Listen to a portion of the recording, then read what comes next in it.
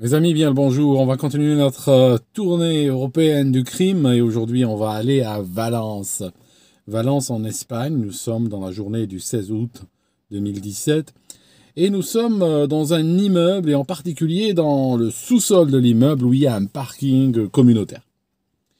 Il y a un voisin qui gare son véhicule et puis soudainement il a l'impression en regardant dans le rétroviseur qu'au fond là-bas vers la place 31 où il y a une Peugeot garé, il a l'impression de voir une main surgir sous la roue de devant de la voiture. Il s'en approche pour en avoir le cœur net, et là effectivement il y a une main humaine, elle continue par un bras, une épaule, il y a une tête. C'est le voisin du quatrième, monsieur Antonio Navarro. Il est là, il gît entre le véhicule et le mur, et il a l'air bien refroidi. Sur ce, la police est alertée, ils vont débarquer. Et puis, pour le commissariat local, ça ne fait pas de mystère. Oui, le gars, le matin en partant à son travail, il est venu pour ouvrir la portière de son véhicule. Il a surpris un voleur. Et puis, le voleur ayant pris peur, il l'a tué. Voilà, c'est réglé. Pourtant, le médecin légiste va raconter une autre histoire. Il y a 6 coups de couteau très profonds, portés tous dans cette zone, au niveau du cœur.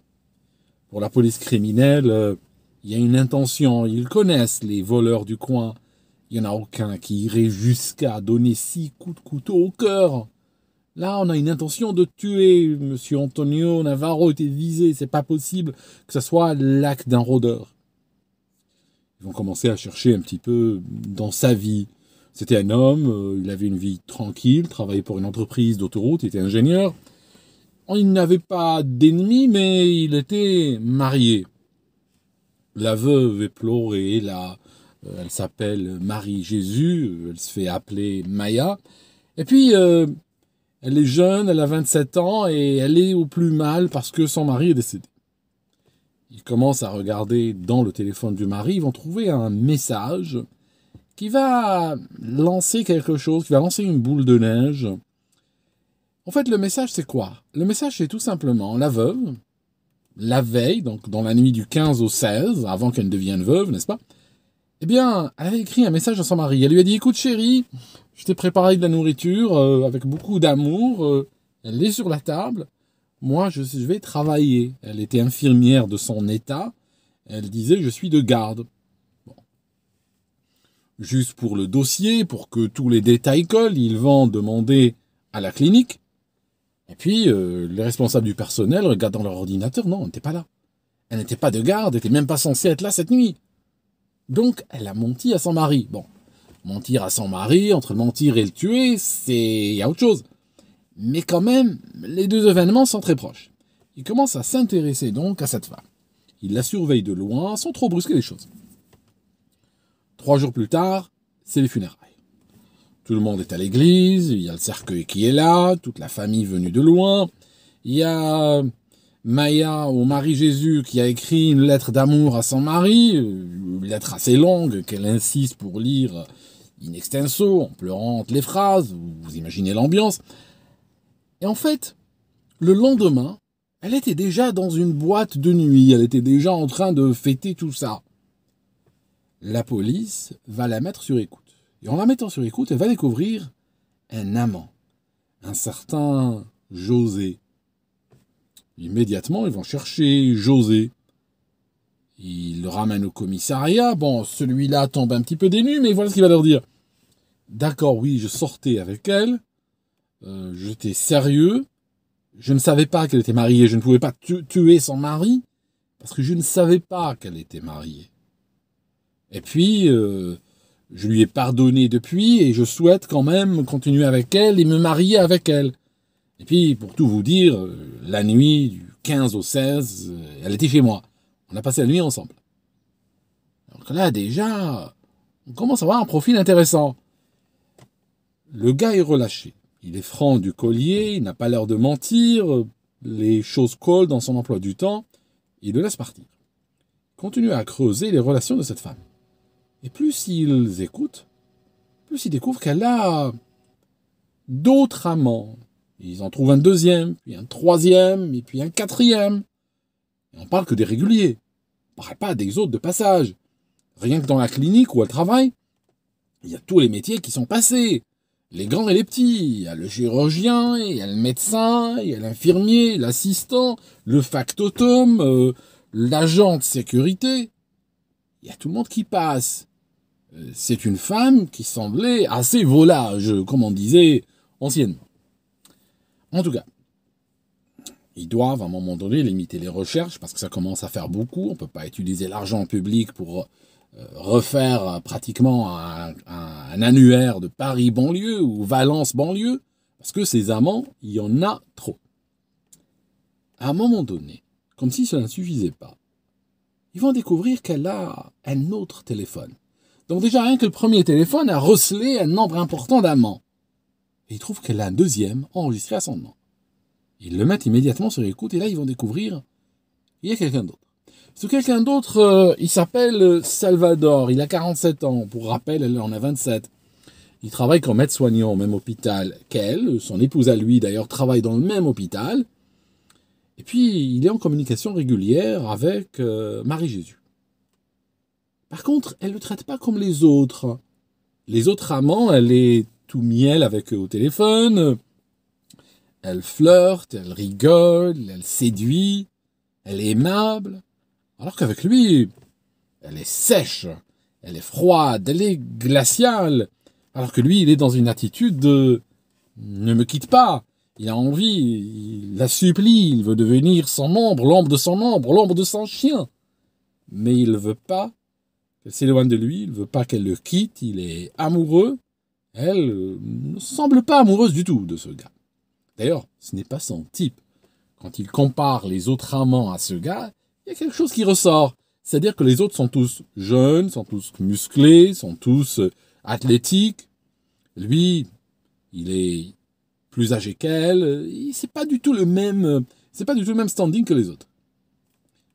Il continue à surveiller.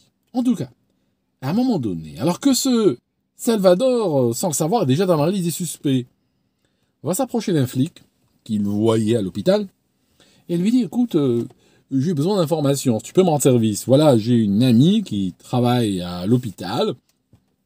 Il y a son époux qui a été tué.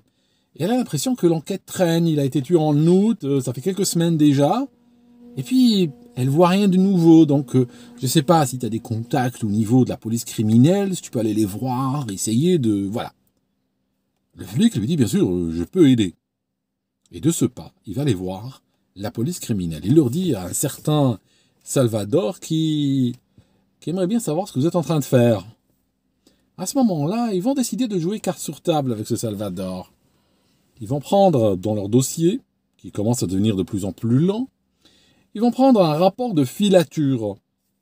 Ils vont le donner à ce flic, ils vont lui dire « Tu vas le lire, tu vas lui répéter exactement, tu es libre d'en rajouter si tu veux, tu lui racontes ce qu'il y a dans ce rapport de filature. » Le lendemain, ce flic arrive chez Salvador, l'invite à un café, il va lui dire « Écoute, il faut que je te dise. » Il va lui dire « Tu sais, là, la Marie-Jésus, il y a une équipe qui l'a suivi. Voilà, ils l'ont suivi, ils ont été vers un hôtel. Elle a passé, tu sais, il y avait récemment un long week-end. Elle a passé avec un certain José. Les gars ont même pu obtenir une chambre à côté de celle où elle était avec José. D'ailleurs, à un moment donné, ils pensaient qu'il n'y avait pas que José là-dedans. Ils pensaient qu'il y avait plus de monde. Ils ont tout enregistré. Tu veux écouter ? Ça circule dans la police. Tout le monde écoute ça. C'est assez intéressant. Les gars qui la suivent, on sent tout retourner. Celui qui est tout retourné, c'est Salvador. Il pâlit, il blêmit et il part. Il va directement téléphoner à Maya. Il l'appelle, il pleure, il sanglote, il supplie. Pourquoi elle lui fait ça? Pourquoi elle le trompe? Et en fait, elle est toujours glaciale, elle le contrôle. Et en fait, ce mec, elle l'a utilisé quand il reconstitue un petit peu son emploi du temps et la relation qu'il y a entre eux. Elle l'a utilisé comme homme à tout faire. Quand il y a une panne chez elle, par exemple, il y a un radiateur qui marche pas, c'est lui qui est là. qui attend les réparateurs, qui supervise le travail. Lui, il va chercher les recommandés à la poste, il va à l'administration fiscale déposer des dossiers. Quand la maman de Maya arrive en train, c'est lui qui va avec sa voiture la prendre à la gare et la ramener chez elle. Il est un homme à tout faire. Il est amoureux, il supplie, pleurniche. Et si cet homme à tout faire avait aussi tué le mari? C'est une idée qui commence à se construire dans la tête des flics chargés de l'enquête. À un moment donné, nous sommes le 28 décembre 2017. Le crime a eu lieu depuis quelques mois déjà. Et toute la famille est réunie chez un notaire, dans une étude de notaire. Il y a quelques dispositions à régler liées à l'héritage. L'épouse hérite, il y a une assurance sur la vie, il y a aussi une pension de 1100 € qu'elle va recevoir. Il y a quelques détails à régler en famille.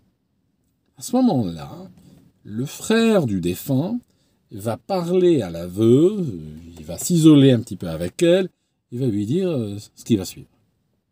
Tu sais que j'ai parlé à la police criminelle ce tantôt, j'ai essayé de les pousser un peu, rapport à la mort de mon frère, et ils m'ont assuré qu'ils sont sur le point de conclure. Ils ont un suspect, et ils vont bientôt procéder à une arrestation. C'était une technique, c'était un message qui était passé par la police criminelle pour lui foutre un peu le traquenard. En tout cas, leur stratagème marche parce que dès qu'elle sort de l'étude du notaire, elle appelle directement Salvador en lui disant « Hé, t'as entendu, il paraît que la police sont sur le point d'arrêter quelqu'un. » Lui, il la rassure « Non, t'inquiète pas, je suis tranquille, personne n'est venu m'interroger, ça va. » Et puis après, les deux commencent à rigoler. Ils se disent c'est plutôt elle qui va dire « Oui, probablement, ils vont trouver un voyou du quartier, ils vont lui coller l'histoire parce qu'ils veulent se débarrasser de ce dossier, et puis ça sera clos. » Et ils en rigolent. Elle raccroche le téléphone. Quelques jours plus tard, nous sommes en janvier 2018, quand il y a une arrestation qui va choquer toute la ville, parce que cette histoire a traumatisé la ville de Valence. Un homme sympa, connu de tout le monde, apprécié, qu'on retrouve trucidé dans un parking, c'est vrai que ça inquiète. Là, on arrête Maya et on arrête Salvador. Les deux se retrouvent, menottes au poignet, chez la police. Et chacun raconte une histoire. Alors, pour Maya, c'est tout simplement... écoutez, moi, je suis une épouse modèle. Enfin, la police, ça les fait rire, parce que une épouse qui ne serait pas modèle, combien d'amants elle aurait? En tout cas, je suis une épouse modèle. Ce gars, je le connais, mais de très loin. C'est un aide-soignant, il est à l'hôpital. Je le vois de loin en loin, traverser les couloirs. Je ne savais pas qu'il psychotait sur moi, qu'il avait des intentions, qu'il avait des fantasmes peut-être même. Et je pense qu'il a dû tuer mon mari parce qu'il le percevait comme un rival, même si, franchement, il n'y a rien entre lui et moi.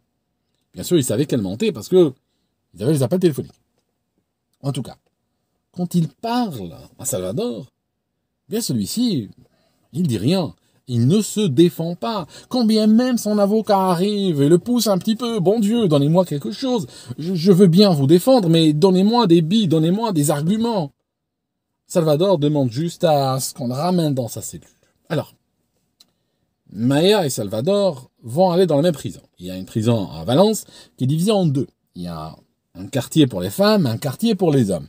Il n'y a pas de mixité, sauf que dans certaines activités, comme par exemple à la messe, à la cuisine, il y a par exemple des employés femmes et hommes qui viennent des deux côtés de la prison. Il y a certains moments où cette mixité est un petit peu perdue. En tout cas, ils sont dans la même prison. De loin, des fois, il voit Maya qui lui fait des petits guili-guili de loin, et de temps en temps, il lui fait parvenir une correspondance secrètement. Donc, des fois, il est dans la cour et il reçoit une lettre qu'un détenu lui fait passer, et puis c'est des lettres qu'il recevait de Maya. Il va les lire dans sa cellule, et puis il s'agit de quoi? Il s'agit de... Elle lui sort le grand jeu. Notre amour, il faut le préserver, on va sortir, on passera à travers cela, si on reste soudés, si on reste unis, on va sortir de prison, on va se remettre ensemble, on va faire des choses, et tout ça. Et je t'aime, et tu me manques, et toutes ces histoires. Lui, il vit par ces lettres-là. Ça va venir remplir toute sa misère émotionnelle, Et puis c'est pour ça qu'il veut pas l'accuser, c'est pour ça qu'il veut pas se défendre. Il préfère endosser l'accusation au lieu de parler. Donc à un moment donné, ça aurait continué, on aurait fini par lui condamner et elle sortie libre. Mais en tout cas, il continue à recevoir ses lettres régulièrement. À un moment donné, il y a son compagnon de cellule, il le voit avec cette lettre entre les mains, il dit « C'est la lettre d'une femme? Je peux lire aussi? T'en as d'autres ?» Puis après, il lui dit « Mais j'espère que tu vas plus loin que les lettres. C'est la Maya, c'est la Marie-Jésus. La Marie-Jésus, elle a déjà une réputation dans la prison, tu le sais, j'espère. » En fait, pour dire la vérité, c'est que Monsieur Salvador, il n'est pas établi qu'il a couché avec Maya. Et elle lui a fourni une avance, dirions-nous, ou bien, pour être plus précis, elle lui a fourni un pourboire. Mais au fond, il attendait le reste. Et c'est pour ça qu'il a commis ce crime pour elle. Mais le détenu, qui partage la cellule avec lui, va lui dire « Oui, mais tu sais que la Marie-Jésus, l'administration pénitentiaire, ils ont du mal avec elle. Il faudrait littéralement l'envoyer sur la Lune pour qu'il soit tranquille. Parce que elle a couché avec 2 prisonniers. Ils l'ont trouvé dans un placard à balai avec David. C'est David, là, le meurtrier qui vient de ramener. Ben, à un moment donné, ils les ont perdus des yeux. Ils ne savaient pas où ils étaient. Ils ont trouvé dans le placard. Quelques jours plus tard, ils l'ont trouvé avec un autre, un migrant. Et là, le sang de Monsieur Salvador ne fait qu'un tour. Il a envie de sauter au cou de son co-détenu. Celui-ci dit, mais écoute, mec, demande à tout le monde. C'est une autorité publique. Demande même aux gardiens. Même le gardien le sait. Même les gardiens le savent. C'est un vrai problème dans cette prison, cette fille. Et là, Salvador tombe de très haut. Il passe ses nuits à sangloter, il veut s'en prendre à lui-même, il faut même le mettre dans une cellule spéciale où il faut le surveiller jour et nuit, laisser la lumière, regarder toutes les 10 minutes s'il est là, s'il respire encore. Le gars tombe de très haut. Et à un moment donné, il veut parler à son avocat, il veut parler à tout le monde. Il va expliquer, il va avouer. Il va dire, voilà, il avait connu depuis quelques mois Marie-Jésus à la prison, enfin à la prison, à l'hôpital. Il y a eu une petite amourette avec quelques contacts physiques épisodiques et illimités. Et puis à partir de ce moment-là, elle a commencé à se servir de lui. Puis à un moment donné, elle lui a dit que il faudrait qu'il tue son mari parce que c'était le seul obstacle à leur amourette. Et puis lui, il a acheté un couteau à oignon de 14 cm, elle lui a fourni les clés du garage, elle lui a donné l'emploi du temps du mari. Et en fait, ce qu'il devait faire, c'était tuer le mari, puis après changer l'image sur WhatsApp. Ce qu'il voulait dire, c'est fait. Et la nuit du 15 au 16, elle a été dormir chez un amant, chez José, alors que lui, il croyait qu'elle était chez elle. Donc il savait même pas que pendant que lui garait sa moto à 2 rues de ce parking, prenait son couteau et partait tuer le mari, il savait pas que la femme pour laquelle il tuait était dans le lit d'un autre homme. Et en fait, il a tué le mari, il a expliqué aussi où était le couteau, et par la suite, dans cette matinée-là d'ailleurs, une fois qu'il a changé son image sur WhatsApp, la femme qui était toujours dans le lit adultère commence à écrire des petits messages à son mari. « Salut, tu vas bien ? Salut, pourquoi tu me réponds pas ? T'es sur ton cul ?» Et en fait, elle envoyait des messages qui, une fois qu'on connaît l'histoire, ont un double sens particulièrement odieux. En tout cas, les deux vont être jugés. Maya, en tant que cerveau de l'opération, va prendre 22 ans. L'autre va prendre l'exécutant, va prendre 18 ans. Parce qu'il y a 2 histoires. L'exécutant, si on regarde et qu'on est particulièrement généreux, il a agi, on a toutes les cartes, on a tous les éléments d'un meurtre passionnel. Il y a une femme, il est amoureux d'elle, il y a son mec, il veut se débarrasser de son rival, La femme l'incite à le faire. En plus, elle raconte des choses. Mon mari est violent, mon mari m'embête, tout ça. Donc, quelque part, si on compte large, on peut dire qu'il y a un côté passionnel dans l'histoire. Par contre, du côté de la femme, là, on est dans du crapule pur. Là, elle est en train de coucher avec les 3/4 de la ville. Et puis, en même temps, elle manipule ce type pour qu'il tue son mari. Donc, on est dans une autre logique de son côté-là. C'est pour ça que la justice en a tenu compte et elle a donné 22 ans à la femme et 18 ans au mec.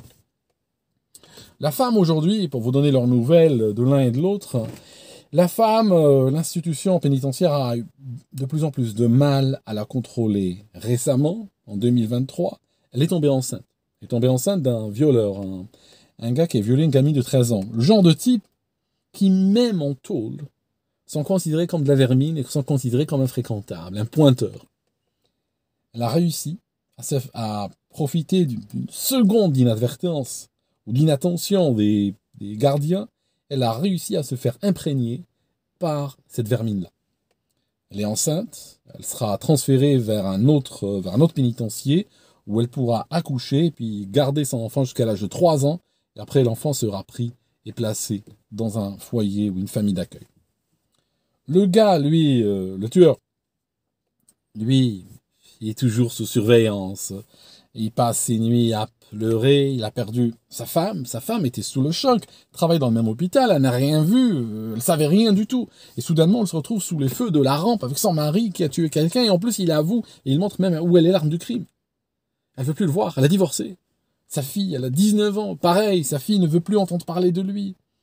Lui réalise qu'il a tué un homme, dans un parking pour une femme avec laquelle il n'avait même pas couché, alors qu'elle couchait avec les 3/4 de la ville, elle avait même couché dans des boîtes avec des mecs dont elle connaissait même pas le nom. Elle n'avait même pas besoin de tuer un homme pour elle. Alors que lui n'avait rien obtenu, n'avait même pas obtenu les mêmes faveurs obtenues par des inconnus dans un dancing.